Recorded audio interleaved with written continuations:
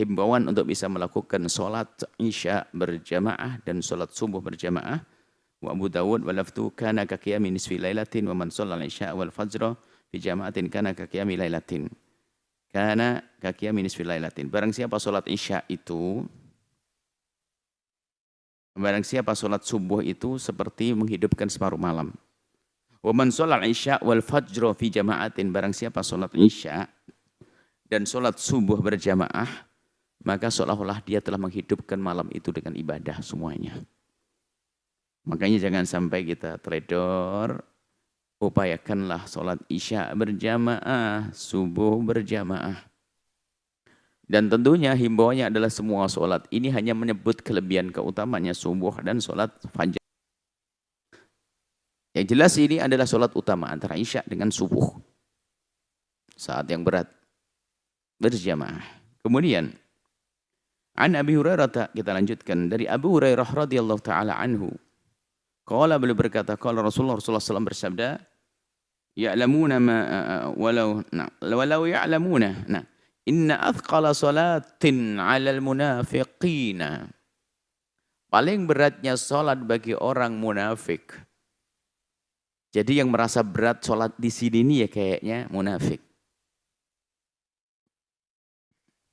Inna athqala salatin 'alal munafiqina, paling beratnya salat bagi seorang munafik itu adalah salatul isya. Ini pada zaman Nabi, karena itu kalau salat malam itu enggak ada yang lihat.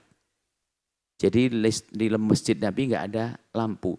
Jadi siapa di kanannya, siapa kirinya enggak ada. Si A, si B datang ke masjid enggak ketahuan. Tapi kalau salat duhur enggak datang ketahuan tuh, si fulan enggak ke masjid. Sekarang kan lampunya terang. Siang malam kelihatan. Baik. Kemudian juga kalau kita cermati memang waktu isya ini waktu keburu ngantuk, capek, pengennya baring-baring. Na'udzubillah, kadang-kadang mungkin sudah punya tontonan yang tidak layak sehingga malas keluar masjid. Subuhnya adalah masih sambung rasanya dengan tidur, jadi malas bangun. Ketinggalan sholat berjamaah. Makanya menjadi sholat yang paling utama di sini. Sholatnya orang munafik, paling berat bagi orang munafik, sholat isya dengan berjamaah. Sholat isya dan sholat subuh. Wala ya'lamuna ma fihi ma la atauhuma. Seandainya mereka betul-betul meyakini, tahu betul tentang apa yang ada pada sholat isya dan subuh, niscaya dia akan datang biarpun merangkak. Begitu agungnya keutamaan sholat subuh dan sholat isya. Kalau seandainya mereka ini orang munafik itu tahu dan meyakini, niscaya mereka akan berusaha untuk mendatangi biarpun dengan merangkak.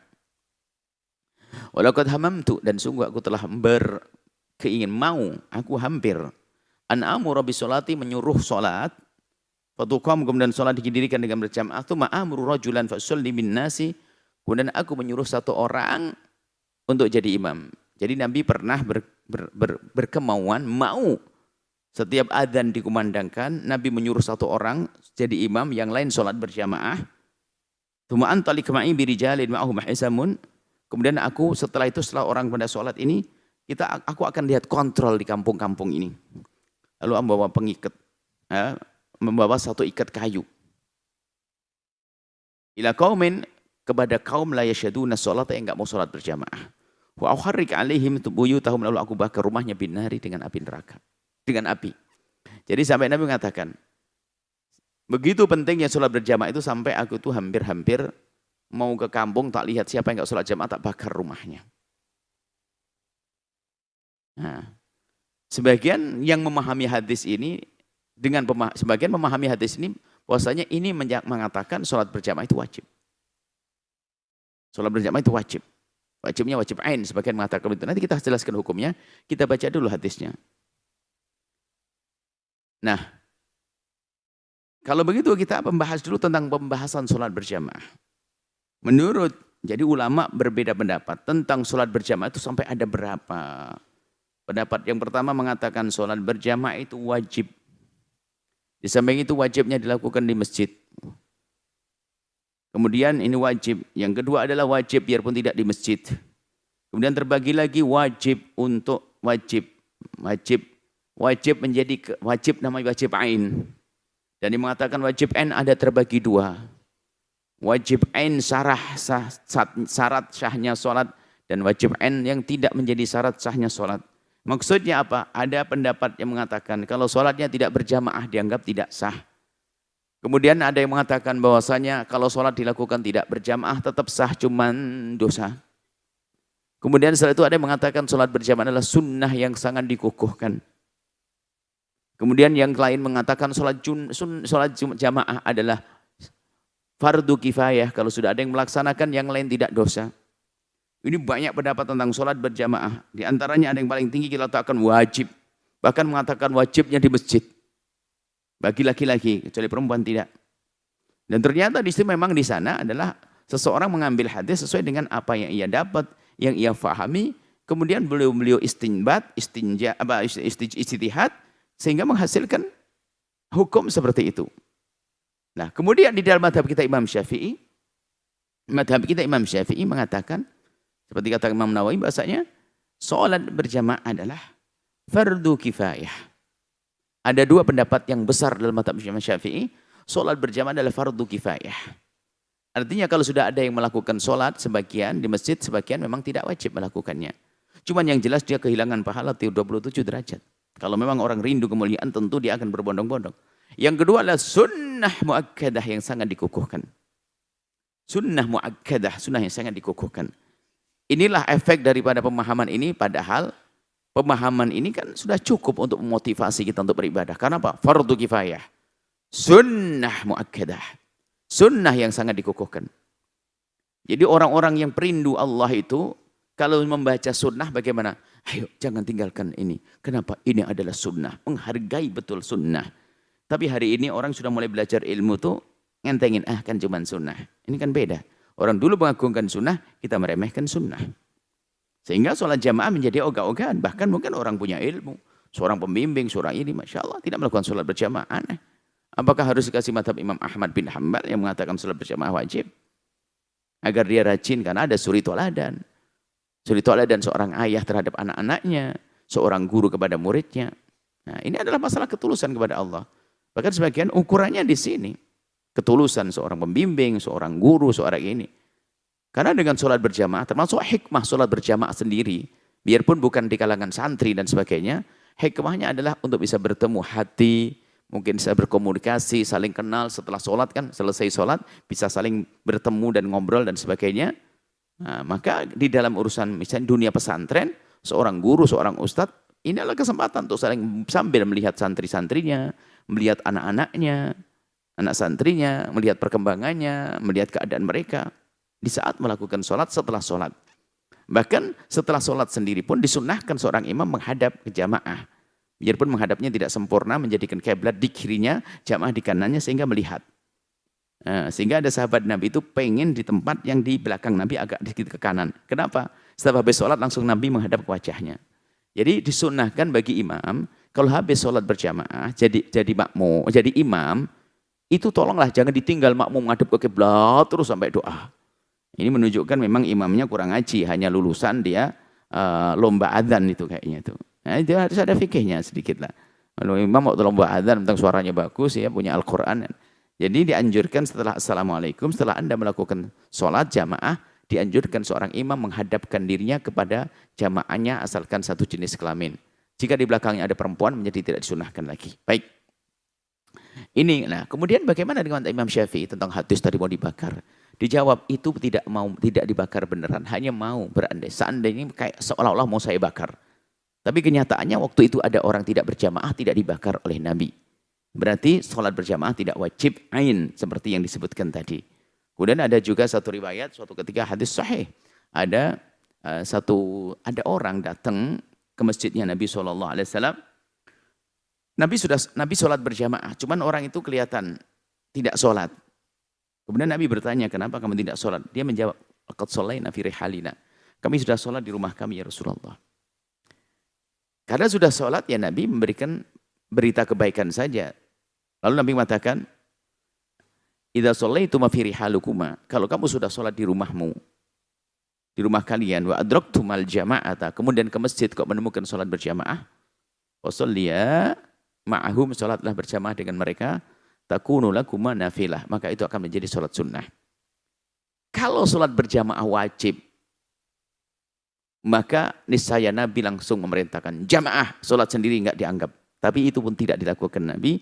Maka para ulama seperti dalam mazhab Imam Syafi'i mengatakan bahwasanya oh berarti sholat berjamaah tidak wajib. Kalau wajib Nabi pasti marah. Kenapa kamu sholat di rumah sendirian? Hah?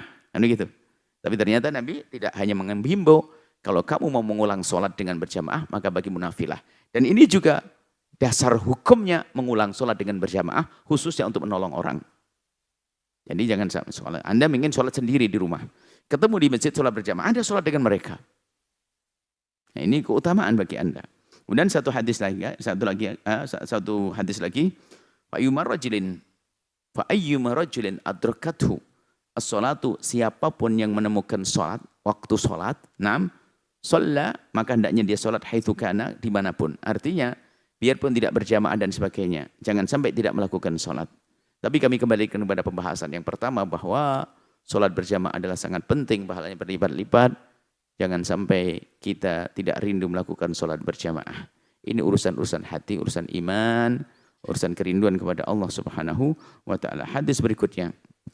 Jadi, madhab kita adalah madhab Imam Syafi'i mengatakan sholat berjamaah adalah sunnah, fardu kifayah. Yang kedua adalah sunnah yang sangat dikukuhkan. Kalau menurut madhab Imam Ahmad bin Hanbal, maka wajib sholat berjamaah. Biarpun wajib nanti ada rinciannya.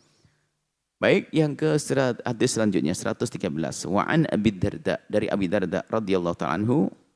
Abi Darda bercerita, sami'tu Rasulullah, aku mendengar Rasulullah sallallahu alaihi wasallam yaqulu, bersabda, ubudillaha ka'annaka tarah.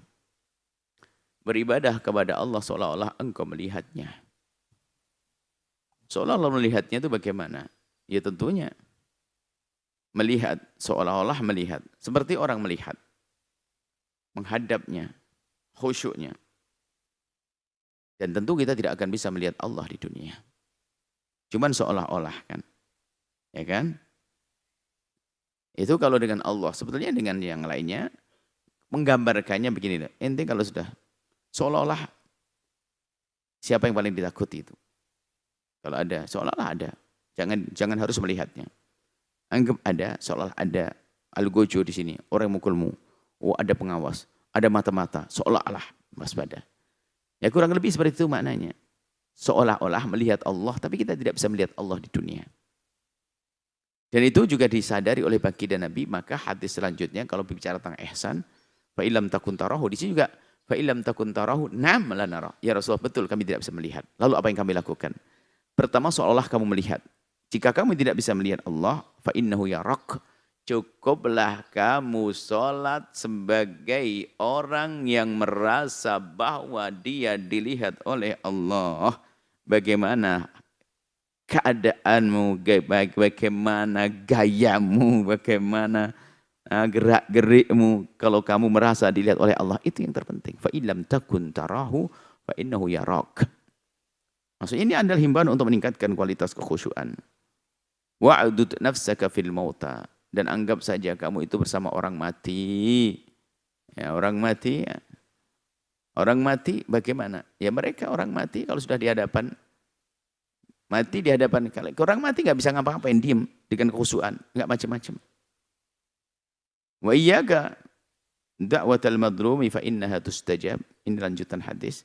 Awas-awas dengan doanya orang terzalimi. Karena doanya orang yang terzalimi itu dikabul, maka Anda jangan zalim kepada seseorang. Sebab kalau Anda zalim kepada seseorang, Anda telah membukakan pintu pengkabulan doa untuknya. Jangan-jangan yang didoakan adalah Anda dengan doa jelek. Maka celakalah. Maka zalim itu merugikan. Wa man istata'a minkum ay yashhada sholataini. Siapapun dari kalian yang bisa menyaksikan dua salat, al-isya was subha, salat isya dan subuh, walau habwan, biarpun harus merangkak, faliyaf'al, maka hendaknya lakukan, karena begitu besarnya keutamaan salat berjamaah di waktu isya, salat isya dan salat subuh. Insyaallah ini bisa kami hadirkan pada kesempatan ini, saat ini.